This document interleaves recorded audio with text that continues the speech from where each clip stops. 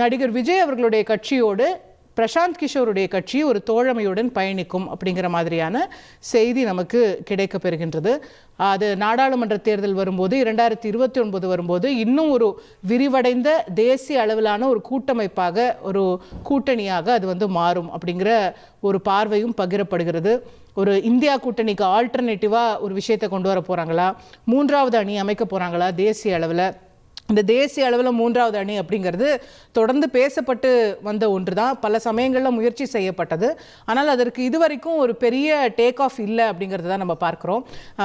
கடந்த முறை ஒரு சில ஆண்டுகளுக்கு முன்பாக ஜெயலலிதா அவர்கள் கூட அதிமுகவை மூன்றாவது அணியில் அதிமுக, கம்யூனிஸ்ட் உள்ளிட்ட பல மாநில கட்சிகள்லாம் சேர்ந்து ஒரு மூன்றாவது அணி அமைப்போம் அப்படின்னு சொல்லி அந்த முயற்சிகள்லாம் எடுத்தாங்க. அது எல்லாமே பெரிய அளவுக்கு சோபிக்கலை அப்படிங்கிறத பார்க்குறோம். தேசிய அளவில் பாஜக தலைமையிலான அணி, காங்கிரஸ் தலைமையிலான அணி அப்படிங்கிறது தான் கடந்த கால வரலாற்றில் அதிகமாக இடங்களை பிடித்திருக்கிறது.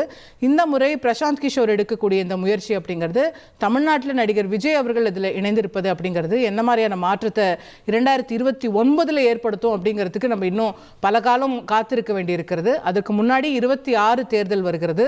அஃப்கோர்ஸ் ஒரு தோழமை கட்சி அப்படிங்கிற அடிப்படையில் பிரசாந்த் கிஷோர் அவர்களுடைய தேர்தல் ஆலோசனைகளையும் வியூகங்களும் கூட விஜய் அவர்களுக்கு பயனளிக்கும் அப்படின்னு எதிர்பார்க்கலாம். நான் என்னதான் இன்னும் தேர்தல் வியூக வகுப்பாளராக தான் இல்லை, நான் அந்த வேலையெல்லாம் செய்ய மாட்டேன்னு சொல்லி பிரசாந்த் கிஷோர் அவர்கள் சொன்னாலும் கூட அவருடைய அந்த எக்ஸ்பர்டீஸ் அப்படிங்கிறதும் அவருடைய நிபுணத்துவம் அப்படிங்கிறதும் கண்டிப்பாக நடிகர் விஜய் அவர்கள் பயன்படுத்தி கொள்வார் அப்படிங்கிறது தான் ஒட்டுமொத்தமாக இருக்கக்கூடிய எதிர்பார்ப்பாக இருக்கிறது. இதோ மேடையில் பொதுச் செயலாளர் ஆனந்த் அவர்கள் தாவேக தலைவர் விஜய் அவர்களுக்கு பூங்கொடுத்து கொடுத்து வரவேற்கக்கூடிய காட்சிகளை பார்க்கிறோம். இன்னும் சற்று நேரத்தில் நடிகர் விஜய் பேசவிருக்கிறார். இந்த 2ஆம் ஆண்டு தொடக்க விழாவில் பல முக்கியமான கருத்துக்களை அவர் எடுத்து வைப்பார் அப்படின்னு எதிர்பார்க்கப்படுகிறது. நிறைய இஷ்யூஸை அவர் அட்ரஸ் பண்ணுவார்.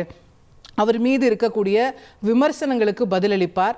அதை தாண்டி இன்றைய பேசுபொருளாக இருக்கக்கூடிய, அரசியல் பேசுபொருளாக இருக்கக்கூடிய பல பிரச்சனைகளை அவர் தொடப்போகிறார். குறிப்பாக பெண்கள் பாதுகாப்பு, மும்மொழி கொள்கை, மத்திய அரசிலிருந்து நிதி வரக்கூடிய விவகாரம், இப்படி பல்வேறு விஷயங்களை தொட்டு அவர் பேசுவார் அப்படின்னு எதிர்பார்க்கப்படுகிறது. அவருடைய கட்சி வட்டாரங்கள் நமக்கு சொல்கிறாங்க.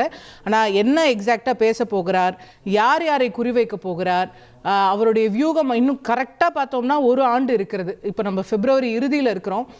சரியாக அடுத்த பிப்ரவரி இறுதியில் நம்ம இதே நாளில் உட்கார்ந்துட்டு இருக்கும்போது தேர்தல் களம் சூடு பிடித்திருக்கும்.